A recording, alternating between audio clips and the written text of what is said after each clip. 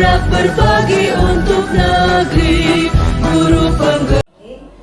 Assalamualaikum warahmatullahi wabarakatuh. Perkenalkan, nama saya Susiasi SPD Unggul dan saya kali ini tidak sendiri. Saya ditemani oleh teman saya yaitu Ibu Dina Happy Rosalina Syaturi. Kami merupakan calon guru penggerak angkatan 10 Kabupaten Deli Serdang. Nah baik, pada kesempatan kali ini kami akan melakukan wawancara dengan Bapak Kepala Sekolah di mana di tempat kami bertugas yaitu di SMK Negeri 1 Putaling Baru dengan Bapak Ilyas SPD. Assalamualaikum warahmatullahi wabarakatuh Pak Ilyas. Waalaikumsalam warahmatullahi wabarakatuh. Ya, bagaimana kabarnya hari ini Pak? Alhamdulillah sehat. Dan ibu berdua? Alhamdulillah Pak, sehat Pak. Baik Pak. Sebelumnya kami mengucapkan terima kasih ya Pak ya, karena Bapak sudah meluangkan waktunya nih Pak untuk kami dalam rangka memenuhi tugas di program pendidikan guru penggerak, yaitu untuk melakukan wawancara Pak terkait dengan pengambilan keputusan di instansi yang Bapak pimpin. Ya. Nah, jadi Pak, nanti sebelumnya ada beberapa pertanyaan ya Pak ya, yang mungkin yang bisa Bapak jawab, dipersilakan Pak. Dan untuk selanjutnya bisa kita mulai Pak? Siap. Baik Pak, untuk pertanyaan yang pertama mungkin akan dipandu oleh Ibu Dina. Silakan Ibu. Oke, baik Bapak, untuk pertanyaan pertama ya Pak ya. Selama Bapak menjadi kepala sekolah, bagaimana Bapak dapat mengidentifikasi kasus-kasus yang merupakan dilema etika atau rujukan moral Pak? Terima kasih. Jadi satu-satu nih ya, mau dijawab ya. Iya Pak. Ini pertanyaan cuma satu atau nanti ada lagi? Mungkin ada beberapa Oh iya, Pak. jadi Bapak mana yang berkenan menjawab? pertanyaannya bagaimana saya mengidentifikasi kasus yang berkaitan dengan dilema etika. Jadi selama saya juga menjadi kepala sekolah, baik di sekolah yang lama maupun di sini sekarang, tetap bahwa pertama saya akan cari informasi terkait dengan permasalahan itu, bagaimana, apa permasalahannya, kemudian bagaimana sampai terjadi, dan nanti solusi pasti akan saya pecahkan bersama tim yang ada. Kalau yang terkait dengan siswa itu bekerja sama dengan yang pertama wali kelas, guru yang pertama udah pasti, kemudian wali kelas, kemudian BK. Nah, jadi kalau nanti permasalahannya itu terkait dengan guru, saya akan melibatkan wakil ketenagaan dan beberapa wakil nanti yang terlibat di permasalahan itu. Jadi kita cari dulu apa permasalahannya, kemudian kenapa terjadi, baru nanti dengan berembuk dengan tim yang ada kita akan cari solusinya. Oke, baik Bapak. Berarti tadi yang pertama Bapak cari informasi ya Pak ya. Kemudian Bapak bekerja sama dengan guru, wali kelas, dan BK ya Pak ya untuk masalah siswa. Sedangkan untuk masalah guru, Bapak bekerja sama dengan wakil ketenagaan ya Pak ya. Terima kasih ya Pak. Pertanyaan kedua ya Pak ya. Selama ini bagaimana Bapak dapat menjalankan pengambilan keputusan di sekolah yang Bapak pimpin, terutama untuk kasus-kasus di mana ada dua kepentingan Pak, yang sama-sama benar atau sama-sama mengandung nilai kebajikan? Oke, jadi kalau di awal tadi kita sudah tahu apa sebenarnya penyebabnya apa, maka kami tim akan berembuk bersama dengan tim yang saya sebutkan tadi. Kira-kira bagaimana persoalan ini harus dituntaskan. Pasti di dalam setiap persoalan ada dilema, apakah nanti menguntungkan yang sebelah atau menguntungkan yang sebelah. Tapi tetap bahwa kita koridornya adalah bahwa akan tetap menjunjung ini nilai-nilai sportivitas di sekolah ini. Jadi yang berdampak baik. Kalau tadi mengatakan bahwa dua-dua baik, tapi di antara yang dua baik itu pasti ada yang terbaik dan itu yang harus kita putuskan. Maksudnya yang lebih menonjol. Iya, yang artinya yang putusannya itu tetap ada nilai-nilai sportivitas, tidak ya artinya tidak KKN lah begitu. Iya, Jadi dari hal itu maka akan dapat pengambilan keputusan yang benar-benar fair gitu. Iya, tentunya dari hasil bukan tadi ya Pak Iya, ya. begitu. Oke. Oke, berarti Bapak bersama tim akan berkolaborasi ya Pak ya. Iya. Kemudian dengan koridor menjamin menjunjung tinggi sportivitas ya Pak ya. Iya. Bukan hanya di permainan bola. Dalam hal seperti ini nilai sportivitas itu harus tetap kita utamakan gitu. Oke, siap Pak. Oke Pak, pertanyaan selanjutnya ya Pak. Langkah-langkah atau prosedur seperti apa yang biasa Bapak lakukan selama ini? Langkah-langkahnya Pak? Sebenarnya tadi sudah cakupannya. Jadi ketika kita sudah, pertama saya sebagai kepala sekolah, ketika ada laporan seperti itu, saya akan mencari sumbernya dulu kan. Kalau kita katakan inventaris dulu permasalahannya dulu kan, begitu dengan tim tadi. Yang kedua, saya kumpulkan mereka yang akan membantu saya untuk mengambil keputusan yang pas nanti. Baru setelah itu dengan mempertimbangkan baik dan tidak baiknya, nanti baru kita putuskan bersama. Nah setelah ketemu kesimpulan yang mana itu tadi, baru kita panggil anak-anak yang bermasalah atau yang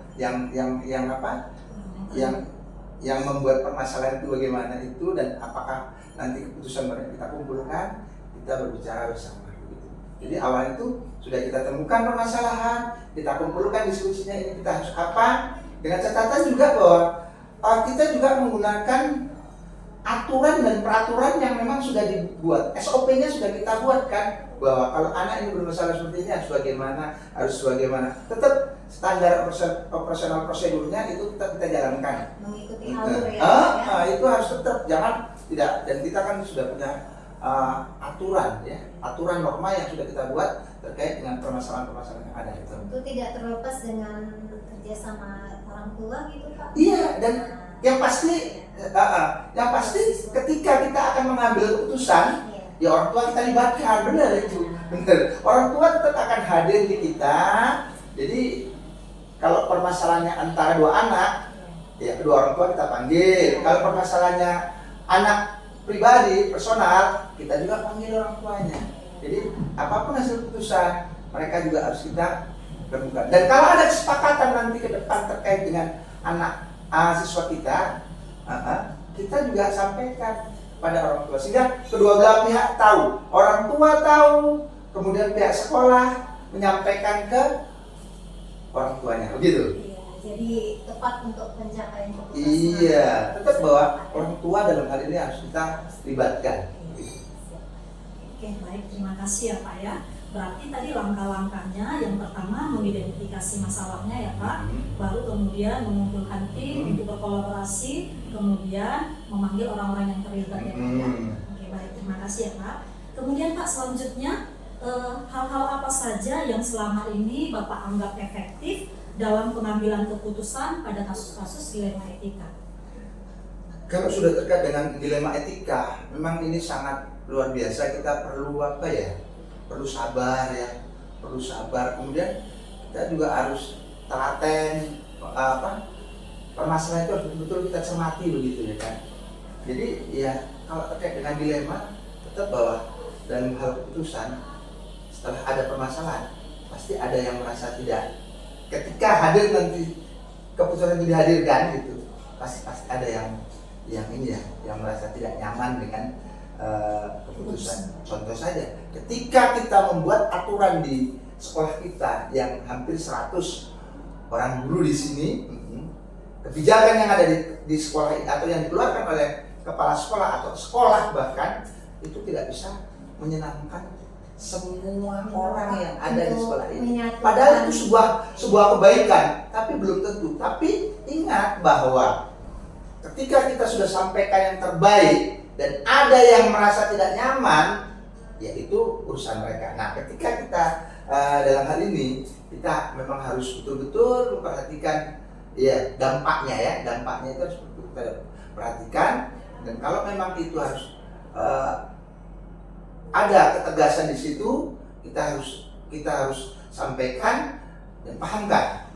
Kita tegas bukan berarti kita kasar, kita lembut bukan berarti bisa disemena-menakan. Ini pahamkan kita. Jadi kita lembut terkait dengan anak yang bermasalah, mungkin kebijakannya akan berpihak pada dia, tapi lembut kita itu jangan dianggap bahwa kita bisa disemena-menakan. Kita lemah, benar kata ibu. Jadi ketika kita keluarkan kebijakan yang menguntungkan si anak, padahal itu ada persoalan di situ, jangan dianggap kita lemah atau kita bisa disemena-menakan. Justru nilai kemanusiaan itu yang kita keluarkan. Tapi ketika kita tegas dan itu harus kita ambil keputusan itu bukan kita kasar, tapi demi tegaknya sebuah aturan dan norma. Itu ya. Wah, Dilema itu. Luar biasa Bapak untuk memberikannya. Ternyata Pak, untuk menyatukan satu persepsi itu tidak segampang itu. Iya. Dan saya berharap sekali ibu-ibu strategi, walaupun bukan berarti bahwa seorang CGP nanti itu atau guru penggerak kita katakan setelah lulus itu memang harus jadi kepala sekolah, tidak. Program pemerintah melalui CGP adalah bagaimana setelah ibu lulus menjadi guru penggerak, ibu adalah sosok-sosok yang luar biasa nanti di hadapan anak-anak, setidaknya menjadi pemimpin pembelajaran. Pemimpin dia itu sosok-sosok yang hebat sebagai orang pemimpin pembelajaran di kelas masing-masing. Tapi kan ada bonusnya. Nah, ketika bonus itu datang dan itu ada rezekinya di ibu, perlu yang seperti tadi yang kita sampaikan. Ibu akan paham, ya. Oke, baik Pak. Pertanyaan selanjutnya ya Pak. Hal-hal apa yang selama ini merupakan tantangan dalam pengambilan keputusan pada kasus-kasus dilema etika selama Bapak menjadi pemimpin di suatu sekolah Pak? Sebenarnya tantangannya itu cuma dari orang tua siswa. Kebanyakan dari orang tua siswa. Kalau dari guru itu hampir rata-rata itu guru ketika kan guru paham lah, tahu betul permasalahan anak kita yang di sini begitu kan.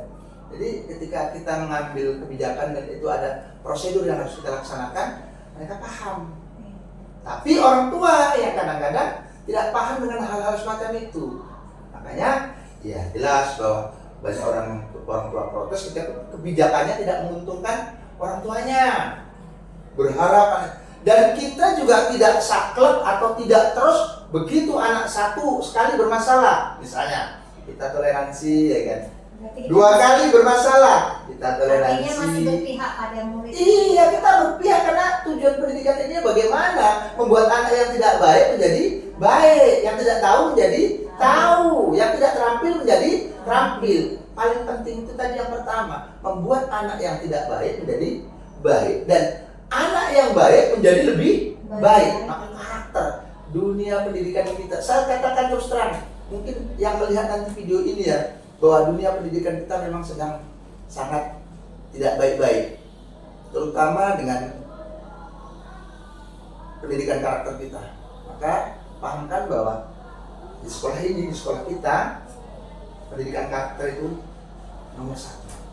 Jadi ketika sekali sudah, dua kali sudah, tiga kali sudah, bahkan ada toleransinya sampai 4 kali, yang kepala sekolah sendiri langsung memegang janji itu. Artinya orang tua itu berjanji kepada orang tua, kalau sekali, dua kali, tiga kali biasanya kan sudah.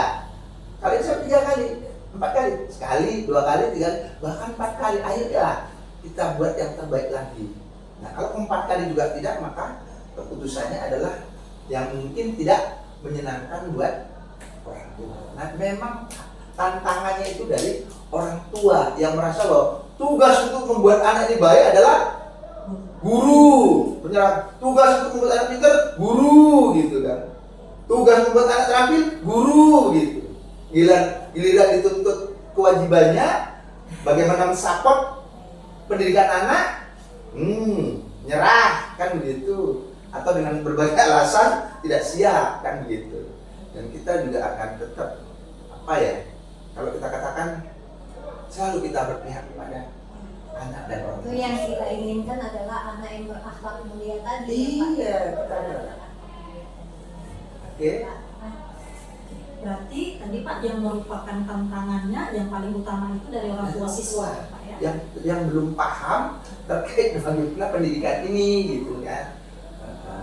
Dunia pendidikan itu bagaimana, banyak orang tua yang belum paham. Makanya kan sekali kita pahamkan, 2 kali kita pahamkan, 3 kali kita pahamkan, 4 kali kita pahamkan. Jadi 5 kali ya dia harus terimalah kebijakan atau keputusan dari sekolah kan itu. Tapi tidak sedikit bahkan kepala sekolah kadang-kadang mendapat ancaman yang luar biasa ketika kita ambil keputusan yang kurang menyenangkan buat mereka. Oke. Baik, untuk pertanyaan selanjutnya, kira-kira ada yang mau ditanyakan Bu Susi? Oh iya, ada ini Pak. Ada. Izin Pak, boleh saya bertanya? Santai aja ya, santai. Santai aja Pak ya. Ini Pak, apakah Bapak memiliki sebuah tatkala atau jadwal tertentu dalam sebuah penyelesaian masalah itu Pak? Apakah Ada jadwal saya gitu. gitu Pak, apakah Bapak langsung menyelesaikannya di tempat atau Bapak memiliki sebuah jadwal gitu Pak untuk menyelesaikan bentuknya atau prosedur seperti apa yang ingin Bapak jalankan? Kalau jadwal secara terjadwal itu kita kegiatan saya yang terjadwal itu tidak ada. Saya itu kapan saja. Tapi tetap bahwa saya setiap saat akan kompromi kantor BK. Saya akan tetap kompromi kantor guru, bahkan ke tempat anak-anak yang di tempat anak-anak berkumpul, titik poin atau tempat anak berkumpul, saya akan selalu bercengkrama dengan anak-anak untuk melihat kondisi sekolah, keadaan anak, dan semua yang ada di sekolah ini.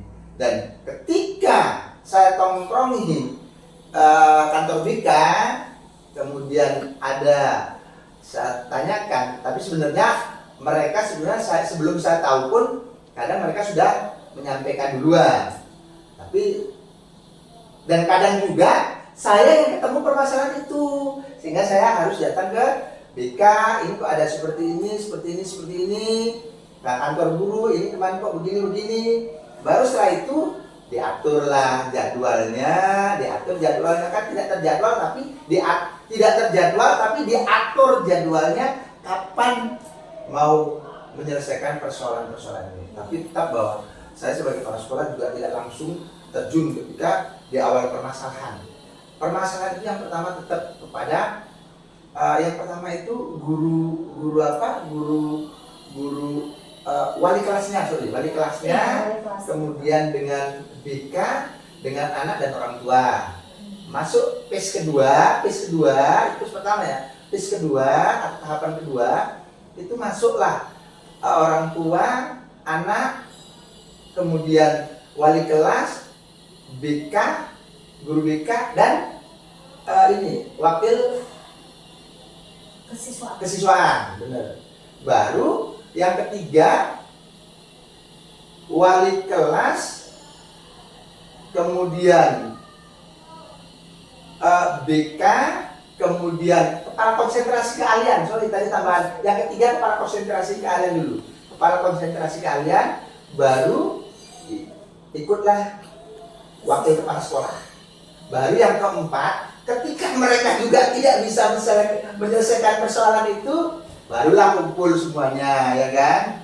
Siswanya, musyawarah yang keempat tadi. Ada siswanya dengan orang tuanya, ada guru wali kelasnya, ada guru BK-nya, ya kan? Kemudian ada kepala konsentrasi keahliannya, ditambah dengan wakil kesiswaan dan dengan saya langsung. Dan biasanya itu selalu yang terakhir itu di ruangan ini. Ketika kebijakan-kebijakan yang di pertama, kedua, dan ketiga itu masih bisa diselesaikan oleh mereka, barulah yang terakhir dengan saya. Kan begitu. Baik Pak, jadi dalam arti kata Bapak tuh artinya kalau saya bisa menyimpulkan standby lah ya Pak ya. Siap, dalam setiap hal, saat.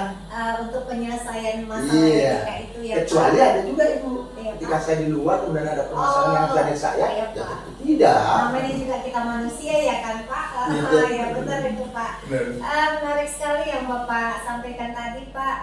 Kemudian Pak, adakah Pak ini seseorang atau faktor-faktor apa nih Pak yang selama ini mempermudah atau membantu Bapak dalam mengambil keputusan dalam kasus dilema etika? Apakah ada Iya, orang tertentu gitu. Iya Pak, atau Jadi faktor-faktor? secara khusus itu tidak ada. Secara khusus tidak ada. Itu rembukan bersama. Dan ketika rembukan bersama terjadi perbedaan, pertentangan, baru kebijakan terakhir itu dari saya sendiri. Jadi tidak ada spesial orang misalnya yang begitu, tidak ada. Jadi yang pertama itu rembukan bersama mereka, ya kan? Begitu rembukan, makanya ada tahapan tadi kan? Iya Pak. Fase-fase itu tadi. Pas ya, phase Pak. keempat rembukan itu tidak ngepas, kita sampaikan di sini kebijakannya tetap bahwa Iya. orang pertama Berarti keputusan Bapak itu sangat demokratis ya Pak ya. Sangat, Tidak sangat ada betul. Tidak- bujukan tidak ada intervensi seseorang, gitu ya, Pak, ya? tidak ada bisik-bisik tetangga, Iya. tidak ada yang ingin begini begitu, tidak ada. Iya. Dari hasil Nah, keputusan bersama itu disampaikan, tapi biasanya memang di keputusan akhir itu hampir tidak ada. Kalau ada misalnya 4 kasus misalnya kita Iya, iya. paling 1 kasus yang agak perlu keputusan kepala sekolah. Gitu. Iya, Pak. Kalau yang itu keputusan bersama. Oke, baik Pak, menarik sekali Pak. Ini untuk yang terakhir ini Pak, dari semua hal yang telah Bapak sampaikan nih Pak, pembelajaran apa nih Pak yang Bapak bisa petik dari pengalaman Bapak selama Bapak dalam mengambil keputusan dilema etika? Ingat ya, bahwa kepala sekolah itu bukan orang yang paling pintar, bukan orang yang paling hebat. Itu pahamkan gitu ya, bahwa kehebatan sekolah itu terkait dengan pemecahan permasalahan yang terkait dengan masalah etika tadi, itu adalah kehebatan bersama dari sebuah tim gitu. Ingat itu ya. Jadi pahamkan, saya sebagai kepala sekolah tidak merasa orang yang paling pintar. Kehebatan saya itu nggak ada artinya tanpa kehebatan ibu-ibu dan tim rekan-rekan yang lain. Paham kan itu? Jadi jangan kepala sekolah itu sombong-sombong. Ibu nanti kalau apa tadi bonusnya jadi kepala sekolah, jangan merasa paling pintar, merasa paling sombong. Semua urusan mau dikerjakan sendiri. Oh, tidak, rusak negeri ini. Jadi paham kan? Dan mohon mungkin bisa diketahui, saya dulu jadi guru, juga guru terbaik. Saya tidak pintar Bu, benar. Kalau saya mengatakan saya tidak pintar, saya hanya orang yang selalu bertanggung jawab dan selalu care terhadap pekerjaan saya. Maka ketika jadi guru saya juga menjadi guru terbaik.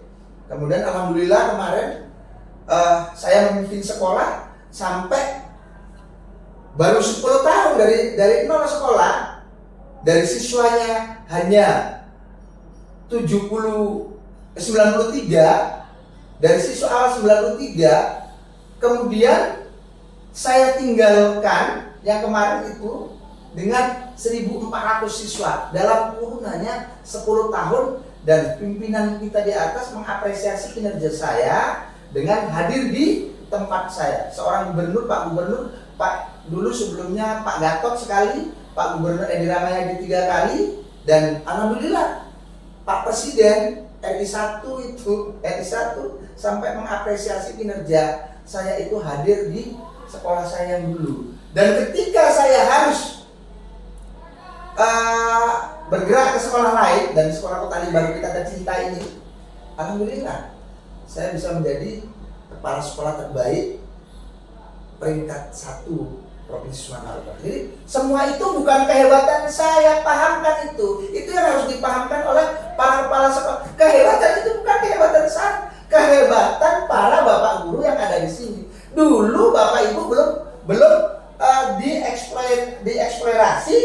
dieksploitasi kemampuannya. Nah, kemampuan saya hanya bagaimana Susi apa ini hebatnya, Ibu Dina apa hebatnya, kan begitu. Bapak Anu apa hebatnya. Hanya itu, semuanya pekerjaan kurikulum. Yang hebat itu apa? Kurikulum, beserta guru. Apalagi kesiswaan, yang hebat bahkan kesiswaan bersama guru.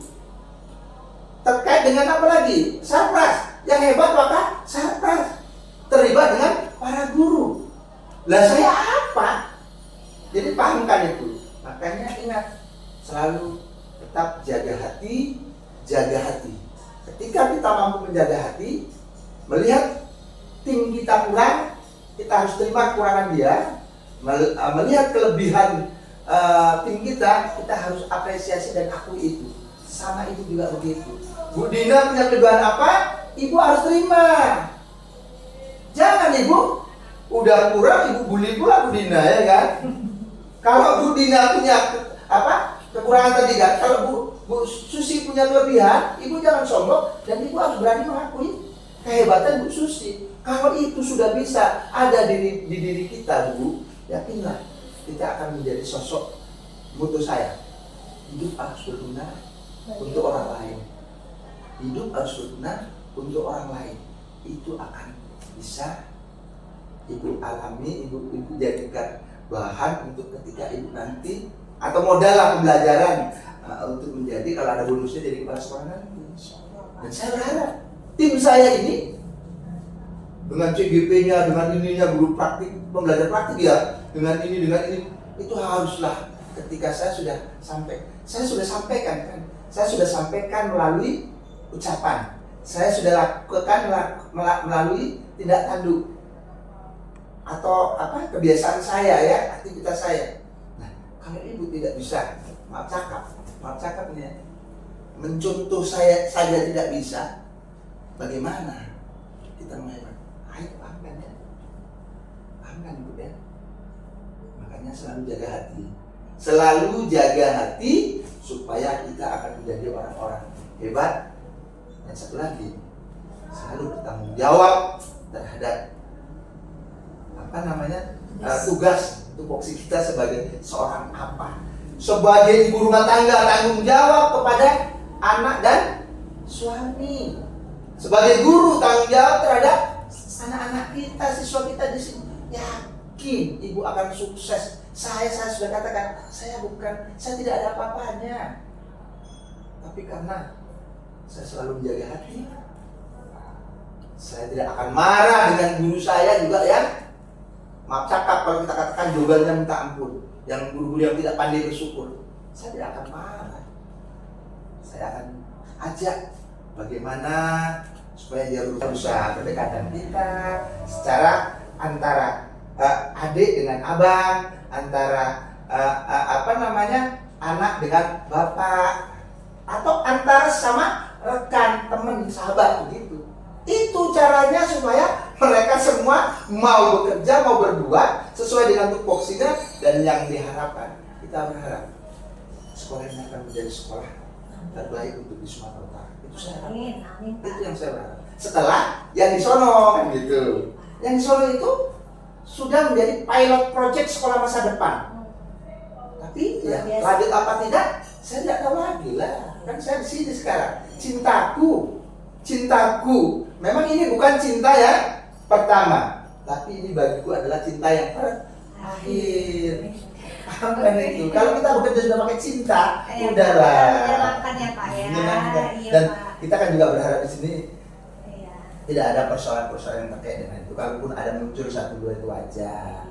Kehidupan dia kehidupan ya. Iya. Jadi Mem Dina, dari semua hal yang disampaikan oleh Bapak Kepala Sekolah kita, ternyata kalau saya jadi terinspirasi gitu dengan inspirasi kali ya, iya, dengan apalagi begitu banyaknya apresiasi yang diberikan oleh Bapak Kepala Sekolah kita. Namun hal yang sangat menarik adalah kehebatan seorang kepala sekolah itu bukan letak pada dirinya sendiri, namun adalah kerjasama dari tim, para dewan guru, rekan-rekan atau warga sekolah ya Pak ya. Semua warga yang ada di makanya kita sekolah ini ya Pak ya, sangat luar biasa.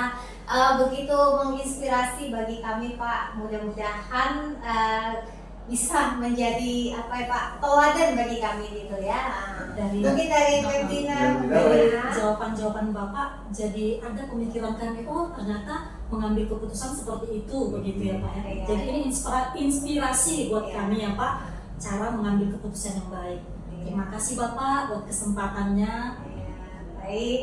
Demikianlah tadi wawancara kami dengan Bapak Ilyas SPD, Bapak Kepala Sekolah SMK Negeri 1 Kutaling Baru. Semoga bermanfaat bagi kita semua dan menjadi pembelajaran dalam diri kita. Oke, terima kasih. Salam guru penggerak, bergerak, tergerak, dan menggerakkan. Assalamualaikum warahmatullahi wabarakatuh. Waalaikumsalam warahmatullahi wabarakatuh. Terima kasih.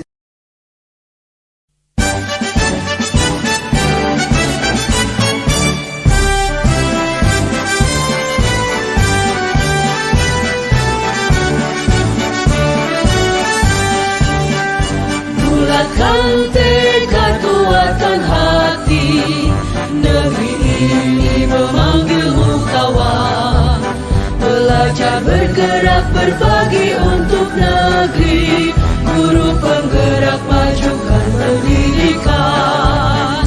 Guru penggerak menghamba pada murid. Kreatif rancang pembelajaran.